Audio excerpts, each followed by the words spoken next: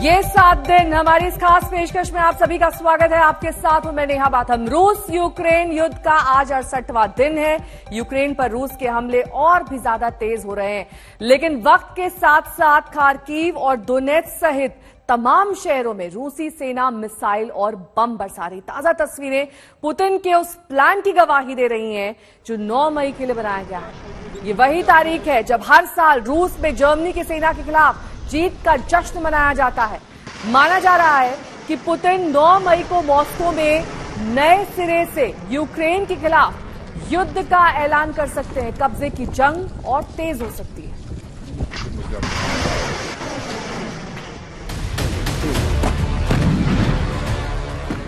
9 मई को यूक्रेन की जीत का जश्न मनाना चाहते हैं पुतिन।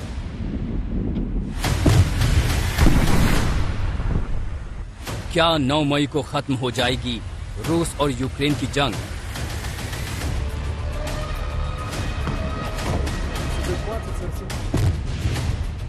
या यूक्रेन में पुतिन का गुस्सा मचाएगा हाहाकार?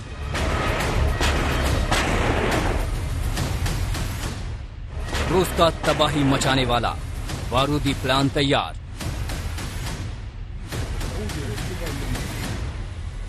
अलर्ट हुआ नेटो, अमेरिका और ब्रिटेन भी होशियार। पुतिन ने यूक्रेन को बर्बाद करने की ठान ली है तो ज़ेलेंस्की जवाब देने की तैयारी में है। पुतिन की सेना विनाशकारी हथियारों से तबाही मचा रही है। ज़ेलेंस्की के जवान भी जी जान से मुकाबला कर रहे हैं। रूस और यूक्रेन के बीच चल रहे महायुद्ध को 68 दिन बीत चुके हैं। ताजा तस्वीरें युद्ध में जारी विनाश लीला की गवाही दे रही हैं। यूक्रेन में रूसी सेना के भीषण हमले जारी हैं। खार्किव में भारी बमबारी में 3 लोगों की मौत हुई है, तो वहां दोनेत्स्क में रूसी सेना मिसाइल बरसा रही है। हमलों में 5 लोगों की मौत की खबर है। हालांकि मारियोपोल अजीव स्थल स्टील प्लांट से लोगों को निकालने के लिए दोनों देशों के बीच सीज फायर पर सहमति हुई और अब तक करीब 1000 नागरिकों को सुरक्षित ठिकानों पर पहुंचाया जा चुका है। दावा तो ये भी किया जा रहा है कि यूक्रेन में जिन जगहों पर रेड सायरन बज रहे थे, उनकी जगह अन्य स्थानों पर रूस ने मिसाइल दागे हैं। ऐसे धमाकों को देखकर ही सिहरन होती है, मगर पुतिन की सेना यूक्रेन को घुटने पर लाने के लिए पूरा दमखम झोंके हुए है।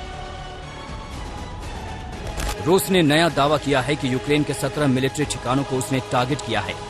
दावों के मुताबिक रूसी एयरफोर्स ने हाई प्रिसिजन मिसाइलों से यूक्रेन के सैन्य ठिकानों को बुरी तरह बर्बाद किया है, जिसमें यूक्रेन के 200 जवान मारे गए हैं। 23 आर्म्ड व्हीकल बर्बाद हुए हैं। एक कमांड पोस्ट भी मटिया मीट हो गया।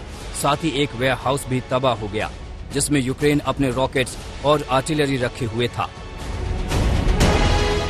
दावा रूस का है, लेकिन सच ये है कि 68 दिनों के हमले में रूस को अब तक वो कामयाबी हासिल नहीं हो पाई है जिसकी उसे उम्मीद रही होगी। कीव में यूएन चीफ एंटोनियो गुटरेस के सामने हुए मिसाइल अटैक ने पुतिन के माइंड गेम को दुनिया के सामने ला दिया। अमेरिका, यूरोप समेत तमाम देश ये सोचने पर मजबूर हो गए हैं कि आखिर पुतिन का काउंटर कैसे करें। रूस ने लंबे वक्त तक कीव की घेराबंदी की, लेकिन वापस लौटना पड़ा। इरपिन से भी रूसी फौज लौट चुकी है। बूचा में बेरहमी और बर्बादी की तस्वीरें दुनिया ने देखी, लेकिन अब यूक्रेन वहां दोबारा पांव जमा चुका है। ज़ेपोरोजिया, चेर्नोबिल, लवीव, सुमी समेत कई इलाकों से रूसी फौज की वापसी हो चुकी है। ऐसे में अब रूस का टारगेट बन चुका है पूर्वी Ukraine. Kharkiv, Donetsk, Mariupol, Luhansk, ये कुछ ऐसे इलाके हैं जो रूसी हमलों की जद में हैं। इन हिस्सों पर रूस ने अपनी मिसाइलों का मुंह मोड़ दिया है। आर्टिलरी, टैंक, लड़ाकू विमान सब अपना फोकस सेट कर चुके हैं। यूक्रेन का दुश्मन गोला बारूद ऐसे बरसा रहा है मानो वो तबाही मचाकर जल्द से जल्द युद्ध को खत्म करना चाहता है। दावों के बीच बूचा से आई ये नई तस्वीरें देख लीजिए। मिट्टी में दफनाई जा चुकी लाशों की दोबारा जांच पड़ताल हुई तो बेहद हैरान करने वाला खुलासा हुआ। कीव का दावा है कि रूसी फौज ने बेरहमी की इंतहा कर दी।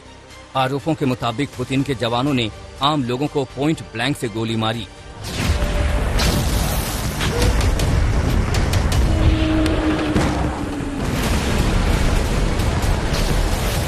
लेकिन असल खौफ एटमी अटैक का है। रूस लगातार पश्चिमी देशों को धमका रहा है कि यूक्रेन में उनकी दखल का अंजाम बेहद बुरा होगा। आखिर रूस किस खतरनाक अंजाम की बात कर रहा है? मॉस्को से लगातार आ रही धमकी के मायने निकाले जा सकते हैं। पुतिन बता चुके हैं कि एटमी पावर से इस्तेमाल में वो कदम पीछे नहीं खींचेंगे। रूसी रक्षा मंत्री भी कुछ ऐसी ही धमकी दे चुके हैं। और तो और अमेरिका, ब्रिटेन जैसे देश भी इनकी चिंता जता चुके हैं।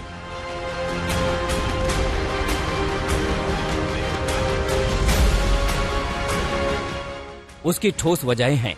9 मई को मॉस्को में होने वाला विक्ट्री परेड करीब है। उस मौके पर अपने देश को बताने के लिए पुतिन के हाथ कोई बहुत बड़ी कामयाबी नहीं है। 68 दिनों की लंबी लड़ाई के बाद रूस के सिर पर जीत का सेहरा नहीं बंधा है। ऐसे में पुतिन के सामने एक ही ऑप्शन है कि वो यूक्रेन को पश्चिमी देशों को मिल रही मदद के बीच कोई बहुत बड़ा फैसला करें। माना जा रहा है कि पुतिन 9 मई को मॉस्को में नए सिरे से यूक्रेन के खिलाफ युद्ध का ऐलान कर सकते हैं। ये वो तारीख है जब हर साल रूस में जर्मनी की सेना के खिलाफ जीत का जश्न मनाया जाता है, परेड निकाली जाती है। मेल ऑनलाइन में छपी खबर के मुताबिक ब्रिटेन के रक्षा मंत्री का कहना है कि यूक्रेन को जीतने के लिए पुतिन अपनी रिजर्व फोर्सेस के मास मोबिलाइजेशन का आदेश दे सकते हैं। मारियोपोल से गीता मोहन और मौसमी सिंह के साथ राजेश पवार, कीव आज तक। मिसाइलों का रुख पूर्वी यूक्रेन की ओर मुड़ गया है और यूक्रेन पर हर हाल में कब्जा करना चाहता है रूस। यूक्रेन के सैन्य ठिकाने रूस के निशाने पर हैं। खार्किव और डॉनबास बॉर्डर पर रूसी फौज ने एक सैन्य ठिकाने को उड़ा दिया। माना जा रहा है कि रूसी फौज डॉनबास पर पूरी तरह से कब्जे की तैयारी में है। ग्राउंड जीरो से हालात की जानकारी दे रहे हैं हमारे संवाददाता अभिषेक भल्ला। आज तक की टीम पहुंची है यूक्रेनियन आर्मी की एक फॉरवर्ड बेस पर, जिस पर हाल ही में हमला हुआ है। मिसाइल स्ट्राइक्स हुई हैं इस फॉरवर्ड लोकेशन पर जो कि डॉनबास एरिया के पास है। पिछले कुछ दिनों में इस पूरे इलाके में लड़ाई बहुत ज्यादा बढ़ी है। मिसाइल स्ट्राइक्स हुई हैं रशिया की तरफ से और जवाबी कार्रवाई भी चल रही है यूक्रेन की तरफ से। यूक्रेन फोर्सेस का कहना है, यूक्रेनी अफसरों का कहना है कि अभी भी ऐसी जगहें हैं डॉनबास एरिया में जहां पर यूक्रेनियन फोर्सेस अपना कब्जा बनाई हुई हैं और यही कारण है कि रशिया की तरफ से मिसाइल स्ट्राइक्स और अग्रेशन बहुत ज्यादा बढ़ गया है।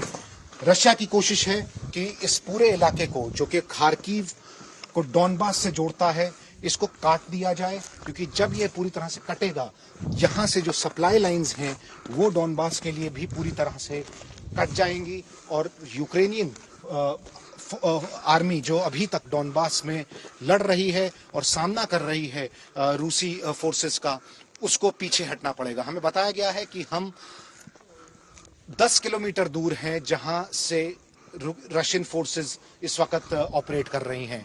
इस तरह की मिसाइल स्ट्राइक्स में ये जो मिलिट्री बेस है इसमें बहुत नुकसान हुआ है। एक गैस स्टेशन था, हमें यहाँ बताया जा रहा है, जहां से गाड़ियों में तेल भरा जाता था, पूरी तरह से ध्वस्त हो गया। रूस की कोशिश है कि इस एरिया को पूरी तरह से काट दिया जाए। रशियन फोर्सेस बार बार कोशिश कर रही हैं कि खार्किव को डॉनबास एरिया से काटा जाए ताकि कि सप्लाई लाइंस पूरी तरह से खत्म हो जाएं। कैमरा पर्सन परमिंदर शर्मा के साथ खार्किव के फॉरवर्ड लोकेशन से अभिषेक भल्ला, आज तक।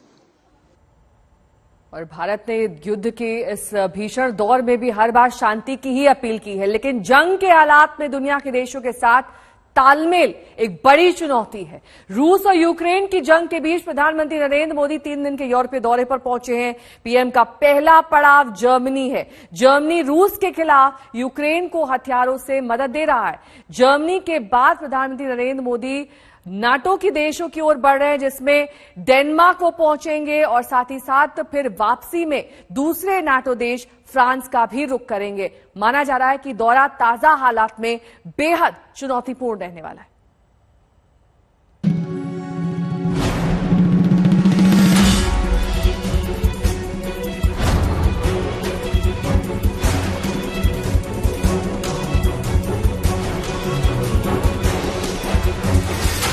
बर्लिन में पीएम मोदी का भव्य स्वागत हुआ और इसी के साथ पीएम मोदी के यूरोप दौरे की जबरदस्त शुरुआत हुई। इस दौरे से पहले ही पीएम मोदी ने ट्वीट कर बता दिया था कि उनका ये दौरा चुनौतीपूर्ण रहने वाला है। दरअसल ये दौरा उस वक्त हो रहा है जब रूस यूक्रेन जंग को 2 महीने से ज्यादा हो चुके हैं और अब भी इसका अंत होता नहीं दिख रहा। ऐसे समय में जब पीएम मोदी साल 2022 के पहले विदेश दौरे पर निकले तो उनका पहला पड़ाव जर्मनी में है। जर्मनी जो नेटो देश है और रूस के खिलाफ यूक्रेन को हथियारों से मदद कर रहा है। वहीं जर्मनी के बाद पीएम मोदी नेटो देश बनने की ओर बढ़ रहे डेनमार्क जाएंगे और फिर वापसी में दूसरे नेटो देश फ्रांस में कुछ समय के लिए रुकेंगे। भारत ने इस युद्ध के दौरान न किसी का पक्ष लिया न किसी का विरोध किया। हर बार शांति की अपील की, चाहे वो यूक्रेन के राष्ट्रपति जेलेंस्की से बातचीत हो या फिर रूस के राष्ट्रपति पुतिन के साथ। 11 अप्रैल को जब अमेरिकी राष्ट्रपति जो बाइडेन और पीएम मोदी इस वर्चुअल सम्मेलन में मिले तो पीएम मोदी ने कहा कि उन्होंने तो पुतिन से भी ये कहा कि वो जेलेंस्की से सीधे बात करें। मैंने यूक्रेन और रूस दोनों के राष्ट्रपतियों से कई बार फोन पर बातचीत की। मैंने न सिर्फ शांति की अपील की बल्कि मैंने राष्ट्रपति पुतिन को यूक्रेन के राष्ट्रपति के साथ सीधी बातचीत का सुझाव भी रखा। दरअसल इससे कुछ दिनों पहले ही पीएम मोदी ने यूक्रेन के राष्ट्रपति वोलोदिमीर जेलेंस्की से फोन पर बात की थी। इसके बाद उन्होंने राष्ट्रपति पुतिन से बात की। जेलेंस्की से पीएम मोदी की फोन पर करीब 35 मिनट बात चली। वहीं पुतिन के साथ पीएम मोदी की फोन पर बातचीत 50 मिनट तक हुई। यूक्रेन ने कहा था मोदी अगर पुतिन से बात करें तो युद्ध बंद हो सकता है। इसके बाद से ही पीएम मोदी ने हर मंच पर शांति की अपील की। यही नहीं, भारत ने किसी भी एक पक्ष के साथ जाने के हर दबाव को दरकिनार कर दिया। याद कीजिए, जब अमेरिका के डिप्टी एनएसए दलीप सिंह और रूस के विदेश मंत्री सर्गेई लावरोव भारत में थे, तब ब्रिटेन की विदेश मंत्री लिज ट्रस भी भारत आई हुई थी। अमेरिका और ब्रिटेन चाहते थे कि भारत रूस की आलोचना करे, मगर भारत दबाव में नहीं आया। अमेरिका को ये कहना पड़ा कि रूस के साथ भारत के पारंपरिक संबंध हैं और अमेरिका उनमें बदलाव लाने की बात नहीं कह रहा है। वजह साफ है, एशिया प्रशांत क्षेत्र में भारत क्वाड का बेहद अहम पार्टनर है। चीन के विस्तारवाद को चुनौती देने के लिए अमेरिका को भारत की जरूरत है। अगले ही महीने क्वाड शिखर सम्मेलन में पीएम मोदी और अमेरिकी राष्ट्रपति जो बाइडेन की मुलाकात होगी। यही भारत की ताकत है कि दुनिया का कोई भी देश उस पर अपनी बात थोप नहीं सकता, क्योंकि भारत का साथ सभी चाहते हैं। भारत ने बार बार कही है कि हम क्यों इस मामले में हस्तक्षेप करें, क्योंकि हमारा इससे संबंध नहीं है। हमारी एशिया में ही अन्य समस्याएं हैं और जब वो समस्याएं सामने आई थी तो यूरोप ने हमारा साथ नहीं दिया था। अब यूरोप ये कह रहा है कि अब तुम हमारा साथ दो तो हम आगे तुम्हारा साथ देंगे। मेरे ख्याल से भारत इस बात को नहीं मानेगा और अपनी नीति का परिवर्तन नहीं करेगा। यदि अगर समझौते की बात आती है तो हो सकता है कि ये देश भारत के ऊपर विश्वास करें, मोदी जी के ऊपर विश्वास करें कि कुछ समझौता इनके माध्यम से हो सकता है। रूस यूक्रेन जंग के बीच न्यूट्रल रहकर भी भारत ने अपने जिस कद का एहसास दुनिया को कराया है, वो पीएम मोदी के मौजूदा दौरे से और बड़ा हो सकता है। दिल्ली में जितेंद्र बहादुर सिंह और बर्लिन में अंजना ओम कश्यप के साथ आज तक ब्यूरो।